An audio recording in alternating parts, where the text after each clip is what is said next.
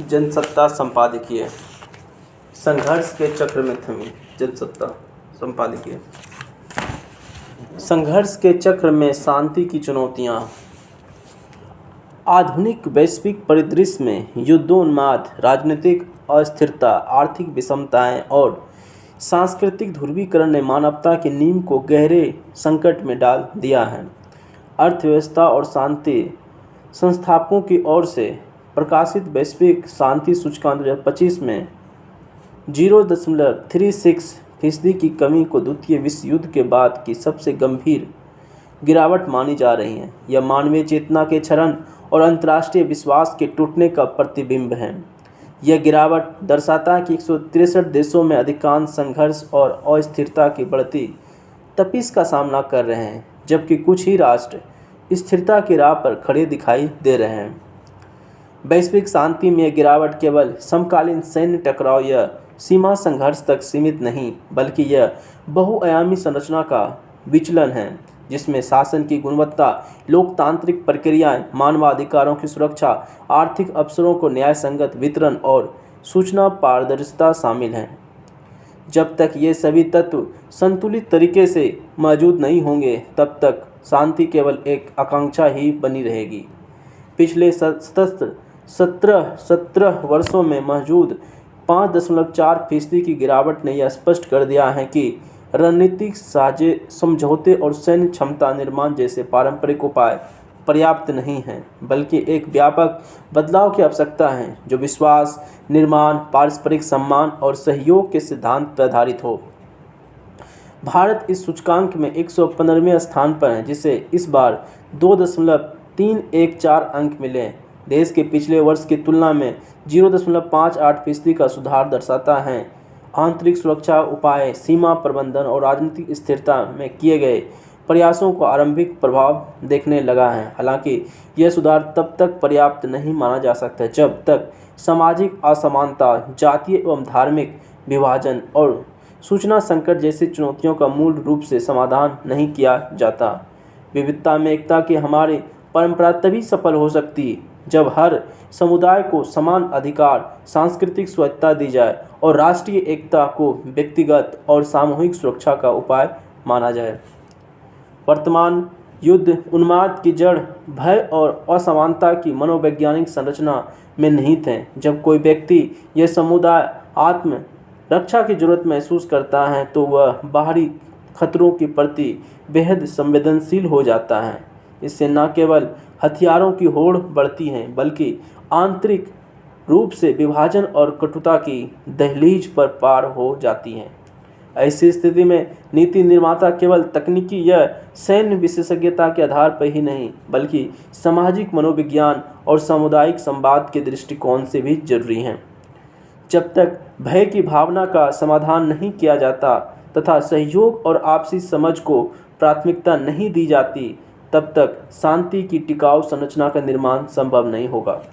वैश्विक स्तर पर आय, शिक्षा, स्वास्थ्य अवसरों की असंतुलित वितरण समानता के सिद्धांत का उल्लंघन करता है और समाज के हाशिए पर स्थित वर्गों में असंतोष के बीज बोता है। यह असंतोष धीरे धीरे विद्रोह और हिंसात्मक आंदोलन का रूप धारण करता है, जो सामूहिक स्थिरता को कमजोर करता है। भारत के संदर्भ में ग्रामीण और शहरी असमानताओं के बीच का अंतर, लिंग आधारित भेदभाव एवं सीमांत समुदाय, गरीबी और चुनौतियां प्रभावी सामाजिक सुरक्षा योजना और संवैधानिक अधिकारों की मानवीकरण के माध्यम से दूर किया जा सकता है। सूचना युग में शांति सामने सूचना संकट एक नया खतरा बनकर उभरा है, जहां मीडिया स्वतंत्रता में 13.4% की गिरावट हुई। सूचना की गुणवत्ता में 6.9% की कमी ने सामाजिक विश्वास को कमजोर किया है। अप्रत्याशित सूचनाएं, सोशल मीडिया पर फैलने वाली अफवाहें और राजनीति से प्रेरित दुष्प्रचार आज के समय में नागरिकों के बीच अविश्वास की दीवारें खड़ी कर रही हैं। जब तक नागरिकों की पहुंच सही एवं पर्याप्त जानकारी तक नहीं होगी, तब तक वह लोकतांत्रिक प्रक्रियाओं तथा सामाजिक समरसता दोनों पर प्रतिकूल प्रभाव बना रहेगा। वैश्विक सैन्य व्यय में निरंतर वृद्धि ने शांति के विरोधाभास को भी तीव्र कर दिया है। वर्ष 2024 में $2.7 ट्रिलियन अमेरिकी डॉलर तक पहुंच चुका सैन्य खर्च यह दर्शाता है कि राष्ट्र अपनी समस्याओं का समाधान शक्ति प्रदर्शन से करते रहे हैं, जबकि वास्तविक सुरक्षा तथा सुनिश्चितता होती तब सुनिश्चित होगी जब राष्ट्र पारस्परिक विश्वास, निर्माण, क्षेत्रीय सहयोग एवं मानवीय समाधानों को प्राथमिकता देते हैं। परमाणु, सशस्त्र और एवं प्रौद्योगिकी आधारित युद्ध प्रणालियों के विस्तार ने अप्रत्याशित जोखिमों को जन्म दिया है, जिसे केवल कूटनीतिक संधियों एवं हथियार नियंत्रण समझौते ही नहीं बल्कि दीर्घकालिक शांति निर्माण परियोजना से ही नियंत्रित किया जा सकता है। गैर सरकारी संस्थाओं एवं युवा स्वयंसेवकों द्वारा संचालित शांति कार्यालय, स्थानीय परियोजनाएं एवं सामाजिक उद्यम सामाजिक चेतना के उत्थान में अहम भूमिका निभा सकते हैं। शांति की अवधारणा यह बताती है कि शांति केवल हिंसा की अनुपस्थिति ही नहीं बल्कि यह उन संस्थागत एवं सामाजिक तंत्रों की उपस्थिति है जो समाज को स्थिर एवं समृद्ध बनाए रखते हैं। इनमें भ्रष्टाचार नियंत्रण, न्यायिक पारदर्शिता, संसाधन वितरण में न्याय तथा मानवाधिकारों को सम्मान शामिल हैं। आइसलैंड, आयरलैंड एवं न्यूजीलैंड जैसे देशों ने अपने प्रशासनिक और सामाजिक मॉडल में इन सिद्धांतों को संस्थागत रूप दिया है, जिसके परिणाम स्वरूप उनके शांति सूचकांक उच्चतर स्तर पर हैं।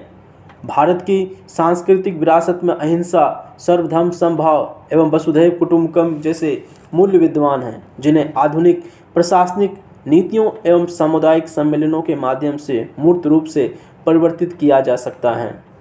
भारत को अपनी विदेश नीति में साझा सुरक्षा एवं साझा समृद्धि के सम्मिलित दृष्टिकोण को बढ़ावा देना चाहिए, जिससे पारस्परिक सम्मान और विश्वास का आधार तैयार हो। व्यापारिक साझेदारियां, सांस्कृतिक आदान प्रदान एवं शैक्षणिक अनुसंधान सहयोग भी शांति प्रक्रिया में योगदान दे सकता है। युद्ध की भाषा को संवाद से प्रतिस्थापित करना, अविश्वास की दीवारों को पारस्परिक सम्मान के ध्वस्त करना तथा असमानता की खाई को न्याय संगत नीतियां एवं सार्वभौमिक अवसरों से पाटना समय की जरूरत है। वैश्विक समुदाय यदि वर्तमान परिदृश्य में चुनौतियों से अनभिज्ञ बना रहेगा तो केवल हथियार प्रणाली और सैन्य व्यय बढ़ाने से अस्थायी शांति स्थापित नहीं होगी। इसके विपरीत हमें न्याय, समानता, पारदर्शिता एवं करुणा जैसे मूल्यों को व्यवहारिक रूप में संस्थागत करना होगा। प्रत्येक राष्ट्र, समुदाय एवं हर नागरिक का दायित्व है कि वह इन सिद्धांतों को अनुरूप कार्य कर समाज के आधार को मजबूत करे। भारत अपनी ऐतिहासिक परंपराओं और आधुनिक महत्वाकांक्षाओं को संतुलित करते हुए न केवल क्षेत्रीय बल्कि वैश्विक शांति प्रयासों में भी प्रेरणा स्रोत बन सकता है। हमें सामूहिक प्रयास जारी रखते हुए शांति के बहुआयामी आयामों को अपनाकर एक अस्थायी, न्याय संगत एवं समृद्ध भविष्य का मार्ग प्रशस्त करना होगा, जहां मानवता की वास्तविक गौरव को केवल शक्ति नहीं बल्कि सहयोग, सहिष्णुता एवं समानता हो। भारत शांति सूचकांक 2025 में 115वें स्थान पर है, जिसे 2.314 अंक मिले।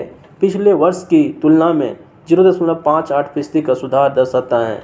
आंतरिक सुरक्षा उपायों, सीमा प्रबंधन, राजनीतिक स्थिरता में किए गए प्रयासों को आरंभिक प्रभाव देखने लगा है।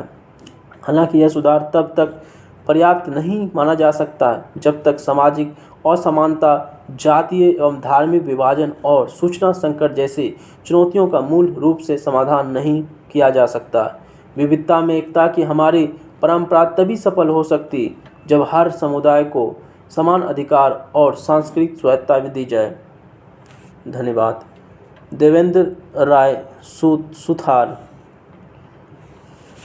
संपादकीय जनसत्ता, बहुत अच्छा आर्टिकल है।